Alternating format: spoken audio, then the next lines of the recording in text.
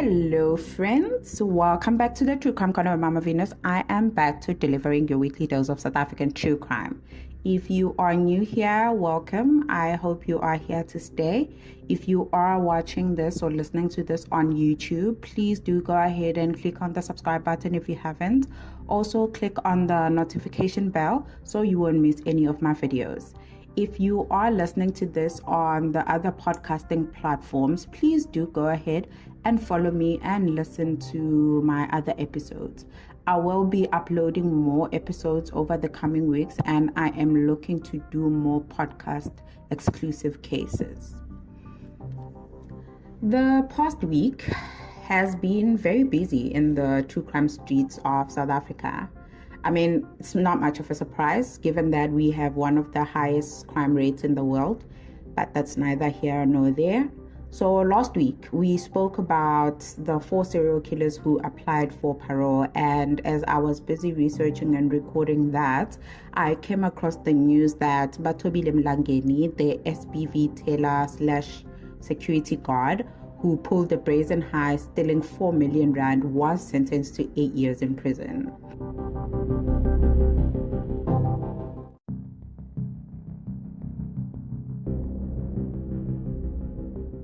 SPV is one of the biggest cash in transit companies here in South Africa. They process, manage, and move cash and high value assets.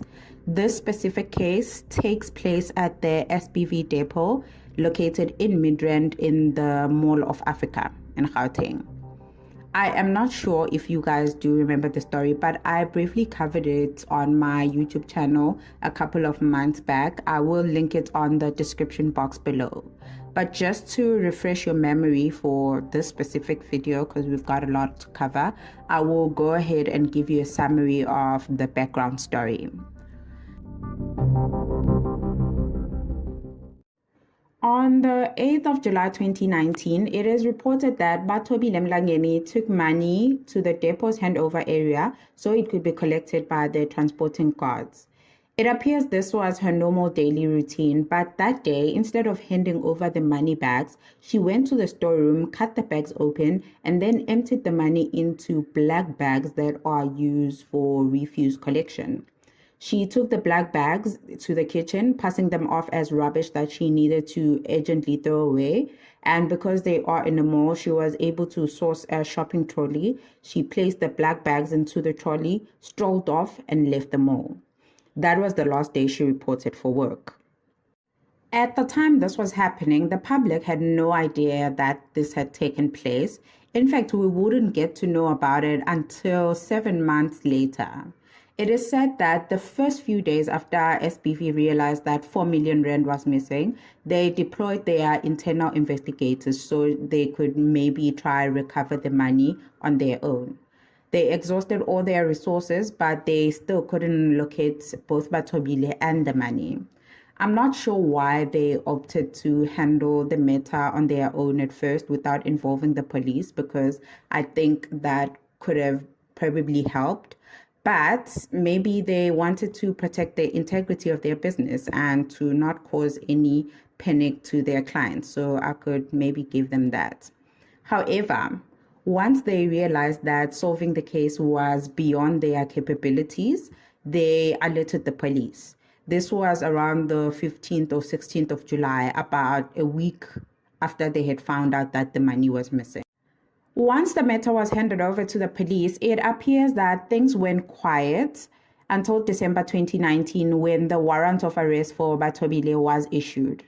Now, I'm not sure what took so long really, guys, and I would really like to find out because there is an actual video evidence of her strolling off with packed black bags in a trolley, whereas the 4 million rand she was supposed to hand over to her colleagues has disappeared.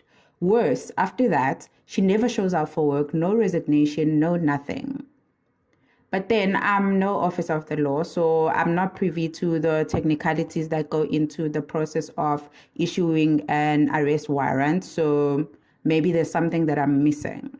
Even with the warrant of arrest, though, they still couldn't locate her.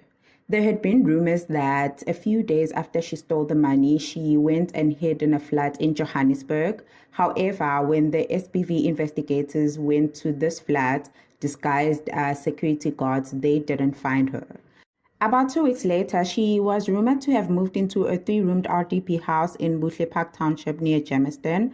This is not too far from her family home in Tracy Street, Soweto. The neighbors say that she kept to herself and didn't socialize. She told them that she had moved to Buhle Park so that she could hide from an abusive boyfriend, of which we know is not true, but very smart of her because this, in a way, offered her a certain level of privacy and protection from her neighbors as they understood her safety concerns. If in any event a person showed up looking for her, the neighbors will most likely deny knowing her or alert her so she could run for safety. According to the neighbors, she lived a very modest life and they were shocked to know that she was wanted for stealing such a sizable amount of money. While here in Buhle Park, she got into a romantic relationship with a guy and moved in to stay with him. However, as soon as the police got wind of her location, she disappeared into thin air. They were able to locate the new boyfriend though and questioned him, and all he told the police was that Bathobile left while he was at work. She had left a goodbye note for the boyfriend, even though the contents of the note were never released to the public. The boyfriend also had no knowledge of the money and was shocked to find out she was a wanted woman. In this hunt for Bathobile, though, her family is said to have not been helpful at all. Like they completely denied any and all allegations made against her. This, one can say, is typical for families sometimes wanting to protect their own. It could be that they really believe that she's innocent, or they knew that she's guilty. They just wanted to protect her against the consequences of her actions.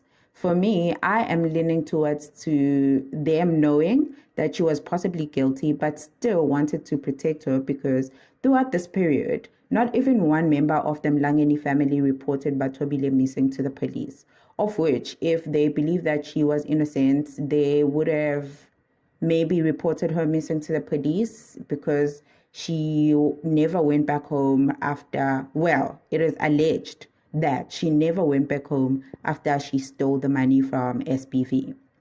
The hunt for Bathobile Mlangeni would come to an end about 2.5 years later in January 2022 when she was found and arrested at Zola Extension 3 in Soweto. The police had received a tip-off that she was living with an 82-year-old woman called Vangile Dlamini. Vangile Dlamini is said to have been good friends with Bathobile's grandmother, so when Bathobile came into her doorstep looking for shelter, she was more than happy to accommodate her because she regarded her as her own granddaughter. They had stayed together for over 2 months at the time, and Vangile was completely shocked that she was harboring a wanted criminal. The old woman lived alone at this time, and all her grandchildren had moved out.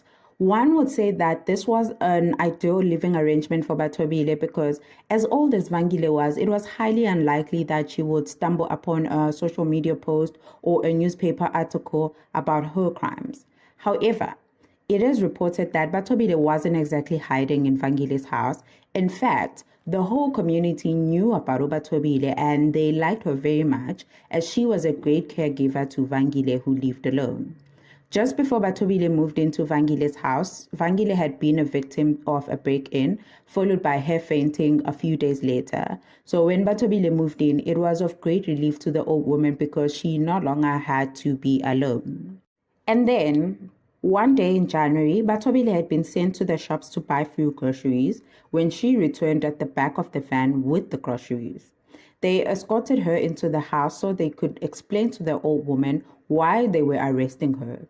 Now, it is not clear how the police were able to just nab Bathobile from the streets. It is reported that they had received a tip-off, but a lot of other things are unclear. Like, when did they receive this tip-off? Was it from someone who lived in Extension 3 or somebody who spotted her while she was grocery shopping and called the police? This would be interesting to know for me, especially because if maybe a tip-off was received a day or a couple of days before the arrest, then it's possible that someone who lives in the community or has ties in the community of Extension 3 did call the police.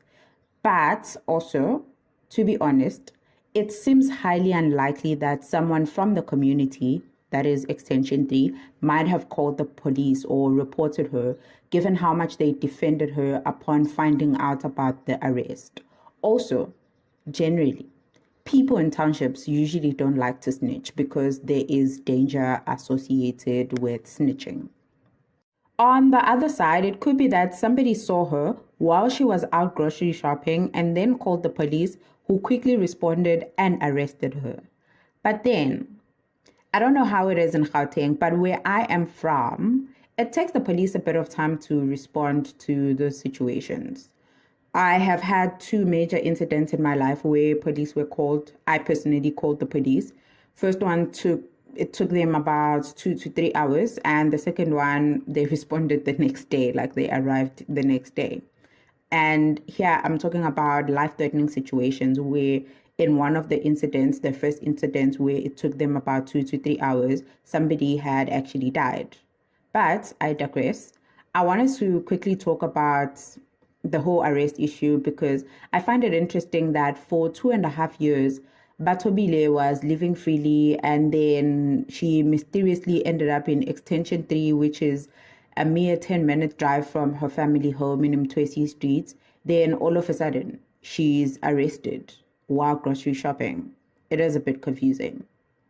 Okay, let's continue. Upon Bathobile's arrest, Vangile and the whole community were completely shocked by both the arrest and the reason behind the arrest because they all knew Bathobile as an unemployed, struggling young woman. She never lived any extravagant lifestyle. In fact, she could barely afford her own underwear. She would ask Vangile for money to buy airtime and cigarettes. She in no way appeared or acted as someone who had a fortune. The community described her as a quiet and a humble person, of which I honestly believe that's how she was able to be on the run for such a long time without her leaving Soweto. She was unproblematic and minded her own business. The police searched the house, Vangile's house, and turned it upside down, but no money was ever found. A few days after she was arrested, Bathobile appeared in Alexandra Magistrates Court for a bail hearing. She had initially applied for bail, but during the hearing, her lawyers told the court that she was abandoning the bail application. She instead opts to stay behind bars until her trial begins.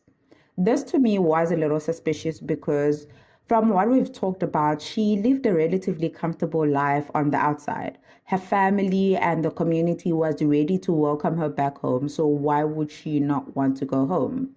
Unless it was, in a way, unsafe for her to do so. Maybe she was being threatened or she feared that she will be targeted by people because of the money now that they knew who or where she is. I don't know, but I find it questionable that she wouldn't want to be home surrounded by the people who love and care for her and who have protected her all along. Anyways, let's continue. Bathobile Mlangeni's trial began a couple of months later, and this is when she finally spoke out about the events of the 8th of July 2019 and the 2.5 years she had spent on the run. According to Bathobile, she had known while on the job at SPV that there would be a cash surplus, so she and a co-worker by the name of Lisa Gelden, I'm not sure if I'm pronouncing it correctly, they decided that they would take some of the cash and hide it in black refuse bags. After her shift, she fetched the bags and took them home to where she met with Lisa, her co-worker, and they split the money 50-50, meaning that they each went off with 2 million rand. A few days later, or about a week later, Lisa told Bathobile that the police were looking for her, so that's when she went into hiding. It is not clear if she had hidden the money somewhere before she went on the run or she was traveling with the money. It is also not mentioned where she was hiding the 2 years that the police didn't hear anything from or about her. She could have maybe told the police, but they chose not to release those details to the public. 2 days before her arrest, according to Bathobile, her brother called her concerned, saying that she should just hand herself over to the police. It is not clear why her brother dished out this type of advice only now instead of 2 years before, and Bathobile was not forthcoming with the details. This proves my earlier suspicion that her family knew something and were protecting her all along. A day after her brother called her, they met up and she gave him her share of the 2 million rand, of which she claims to have not used a cent from since her and Lisa split it in 2019. Honestly, I do believe her. I do believe she hadn't used the cent because of her disheveled appearance and the reports that she used to ask for about 5 rand for airtime from Vangile when she was living with her. Then, a day after giving her brother the cash, she was arrested, and the last time she says she saw her brother was when she handed over the money. And that right there is the story, fam. Well, according to Bathobile. So basically, nobody knows the whereabouts of Bathobile's share of the stolen money because nobody knows where her brother is. For me, the whole thing is giving lies and confusion, Shem. I'm not going to lie. Firstly, let's talk about the money. Where was she keeping it all along? Did she move from township to township with it, or she hid it somewhere, aka gave it to her brother as soon as she decided to go on a run? Because my thinking is that Bathobile is a smart woman. She probably gave the money to her brother before she went on the run because it would be extremely unsafe and stupid to travel with cash, especially 4 million rand, when you are a wanted woman. Another reason I think the money was not with her all along is because of the quality of life she was living. Sis could barely afford to buy her own underwear, let alone cigarettes. Secondly, let's talk about the brother. I think he is heavily involved because it's highly unlikely that Bathobile would implicate him if he really had nothing to do with it. And the fact that he hasn't been located since the day before Bathobile's arrest speaks volumes really, but I could be wrong. I don't know, guys, but the whole story is really giving me constructed so that Bathobile can freely spend her millions after she is released from prison. It could be that, like, I'm just thinking that what if she's the one who called in a tip for herself so that she can serve her time, get out, and be able to spend her stolen money? Just think about that. These are all my speculations though. Please do let me know what you think on the comment section below. About the other lady, Lisa, her alleged accomplice, at the time I am recording this, I couldn't find any reliable information about her or if there's been any legal consequences for her part in this crime.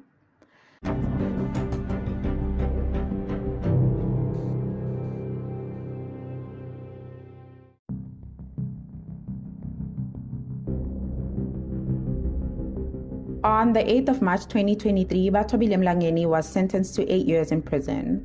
I think she will probably serve only 2 before she qualifies for parole, and for me, I genuinely won't be as mad at it, Shem.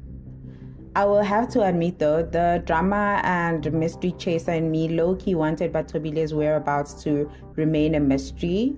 I pictured her living large somewhere outside the country, not drowning in poverty and on the run with 2 million rand on her name.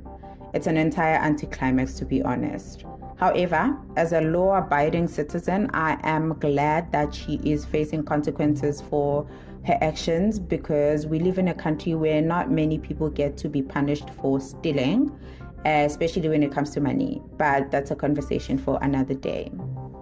Okay, fam, that's all I have on Bathobile Mlangeni for now. Thank you so much for listening or watching. Please do let me know any of your thoughts and theories on the comment section. I am looking forward to hearing everyone's thoughts. Thank you guys for listening. Please don't forget to like, share, subscribe if you haven't. See you on the next one. Goodbye.